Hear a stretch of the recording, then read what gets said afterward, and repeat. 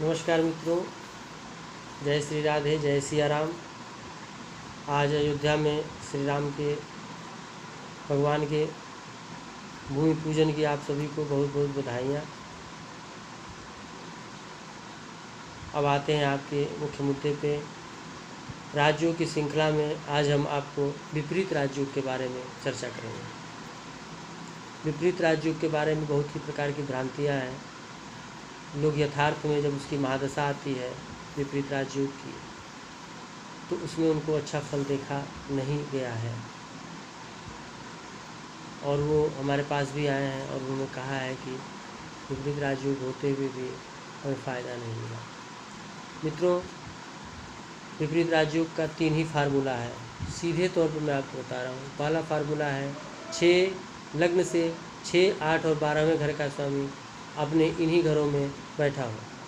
दूसरा फार्मूला है 6, 8, 12 भाव के स्वामियों का राशि परिवर्तन हो। 12वें घर का स्वामी अष्टम में हो या अष्टम भाव का स्वामी छठे में हो, छठे भाव का स्वामी 8वें या 12वें में इन्हीं घरों में बैठा हो, तो विपरीत राज्य होता है। तीसरा होता है लग्नेश बलवान हो। लग्नेश बलवान हो, लग्न नहीं, लग्नेश बलवान हो। अगर लग्नेश बलवान है तो ये तीनों फार्मूले विपरीत राज्यों के कार्य करते हैं। जबकि यथार्थ में ये देखा गया है कि 6, 8, 12वें घर का स्वामी अगर बलवान है और अपने घर में बैठा है तो अच्छा फ़ायदा नहीं देता।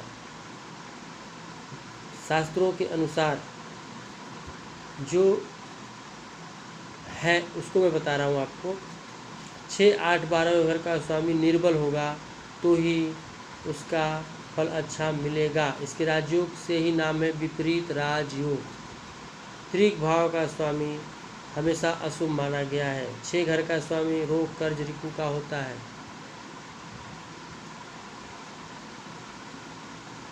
आप अष्टम भाव का देखें, अचानक एक्सीडेंट, अचानक बीमारी, अचानक हानि, अचानक अपयश, अचानक धन प्राप्ति अगर अच्छा है तो निगेटिव पॉजिटिव हर तरफ। 12वें घर का स्वामी अस्पताल, जेल, अपयश, दूसरा विवाह, कई तरह की बातें, लंबा है, मोक्ष भी है। लेकिन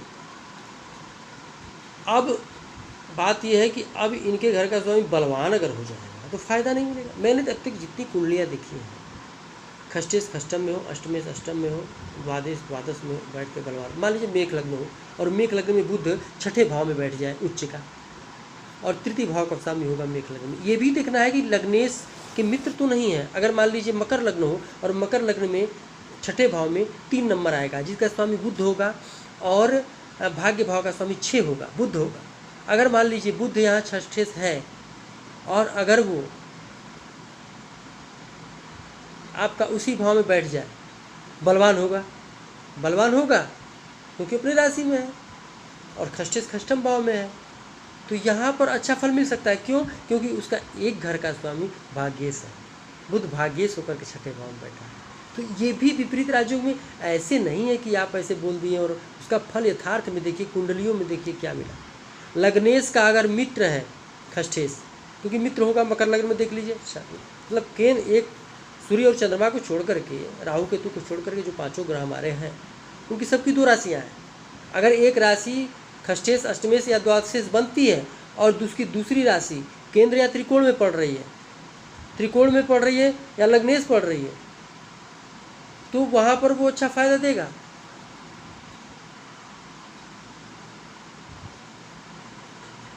तो ये चीज़ें भी देखनी बहुत ज़रूरी है। तो कुंडली में ये ध्यान रखिए। अगर मान लीजिए आपका वृषभ लग्न हो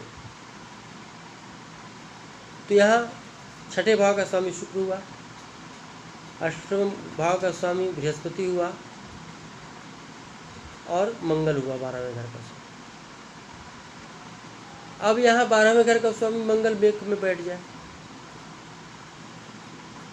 दूसरी राशि कहाँ आएगी? पंचम भाव।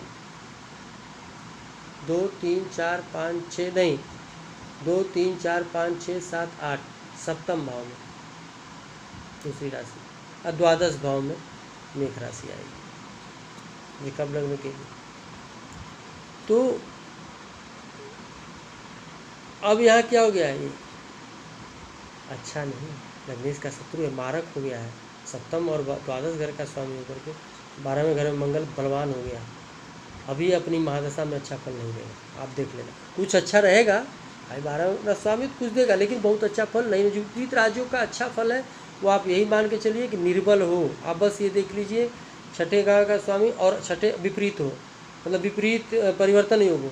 छठे भाव का स्वामी अष्टम में हो, अष्टम का 12वें हो, 12वें का अष्टम में हो, अष्टम का छठवें में हो, तभी वो अच्छी तरह से घटेगा। ये मैंने प्रैक्टिकल देखा और कई वीडियो में कई ज्योतिषाचार्य इस बात को बताए हैं। और मैंने जितनी कुंडलियाँ देखी हैं, अगर वो बलवान हो गया, स्ट्रांग हो गया, आप ही सोचिए अष्टमेश अष्टम में बैठ करके बलवान हो जाएगा, तो वो अपनी दशा में कैसे अच्छा फल देगा। ज़्यादा आपका आयु बढ़ा देगा। मान लीजिए आपकी आयु बढ़ गई, तो वो उससे मतलब नहीं है, आपको यथार्थ में अच्छा फल नहीं देगा। तो ये चीज़ें जरूर कुंडली में देखिएगा। और विपरीत राजियों का आपको बता दिया। तीसरा आप जानते होंगे, छठे भाव का अगर स्वामी का अगर बन रहा है, छठे भाव का स्वामी अष्टम या 12वें बैठा है, तो आपका हर्ष नामक विपरीत राज होगा। अष्टम भाव का है तो अष्टम भाव का अगर 6 और 12 में बैठा है, यहाँ सरल बनेगा। तो और 12वें घर का बना है 6 या 8 में विमल विपरीत राजयोग बनेगा। तो हर्ष, सरल और विमल ये आपका ये राजयोग का नाम है। तो ये आप कुंडली में देखिए। अगर आपको देखना नहीं आता, किसी भी ज्योतिषी को समझे, तब उसका पूर्ण रूपेण समझें। और अगर आपकी खष्टेश या अष्टमेश या द्वादशेश की महादशा आती है और अगर ये स्थिति बनी हुई है, आपका परिवर्तन बनाया, अष्टमेश अष्टम बैठा, तो एक बार कुंडली जरूर दिखवाएं। इसी के साथ ज़्यादा समय न लेते हुए आज का लंबा हो गया। नमस्कार, जय माता दी। अगर आपको कोई भी चीज़ पूछनी हो, इस पूरे वीडियो के मामले में आपको कोई चीज़ समझना हो, कहना हो, आप हमें आदर सहित कमेंट कर सकते हैं। नमस्कार, राधे राधे।